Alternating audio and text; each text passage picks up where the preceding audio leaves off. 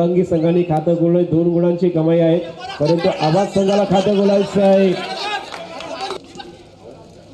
मंथन सुर्वेची red आपण पाहतोय, मंथन red वरती आहे। मंथन सुर्वेने इथे आजचा मानकरी होता। बामणगाव येथील स्पर्धेमध्ये सुद्धा खूप चांगलं यश मिळवलं होते। ऍडव्हान्स टाकल दिसत नाहीये इथे, मात्र गुणाने आघाडीवरती ओढांगी संघ। केदारलालची रेड आणि यावेळेला तीनच्या डिफेन्स मध्ये केदारलाल सुपर टॅकलचा मौका, जंप मारला होता डिफेन्स, डू और डाय रेड। इथे मात्र डिफेन्स झाला, तिकडे मात्र आघाडी प्राप्त केले, ऑल आउट दिलाय तो नागेश्वर आवाज संघावरती। 12-2 म्हणजे 10 गुणांच्या आघाडीवरती आहे, म्हणजे 7 गुणांची आघाडी आहे।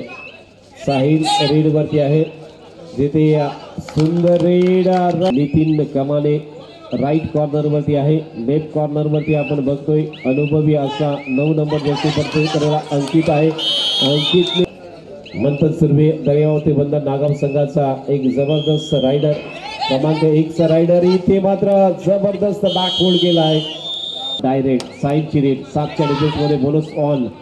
साईड रेड वरती राईट टू लेफ्ट रेड करतोय आणि त्याच वेळेला सुंदर डिफेन्स होतोय। पुन्हा 15-4 म्हणजेच 11 गुणांची आघाडी। इथे संधी होती, नितीन कमा सुरेश लडगे अलिबाग पंचकृषी मधला हा खेळाडू आहे आणि इथे मात्र निसटलाय। तेवढी सोपी गोष्ट नाही आहे। केदारलाल इथे मात्र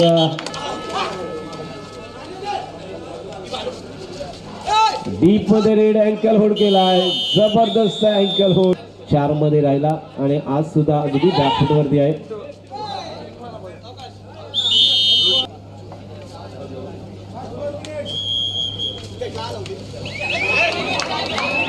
जिथे आघाडीचा रायडर आपण बघतोय 1 नंबरची जर्सी प्रदान केलेला जो रेडर होता, फायनल मध्ये प्रवेश करतोय। अभिनंदन वाईसूत ओढांगी संघाचं आणि अलिबाग पंचकृषी मधला नागेश्वर आवाज या संघाचं आपण कौतुक करूया, कारण पहिल्या 4 मध्ये नागेश्वर आवाज संघ हा आपण पाहायला मिळतोय, जिथे खऱ्या अर्थाने 3 पंचकृषी मध्ये संघ होते आणि त्यातूनच नागेश्वर आवाज संघाने या 3 पंचकृषीच्या संघामधून लगेच संपतील आणि दोन्ही संघाला फक्त 5 मिनिटाचा अवधी असेल आणि त्याच्यावरती मात्र अवधी दिला जाणार नाहीये, याची आपण नोंद घ्यायच्या। 5 मिनिटांमध्ये फायनल साठी आपण क्रीडांगण क्रमांक 1 वरती यायचं आहे।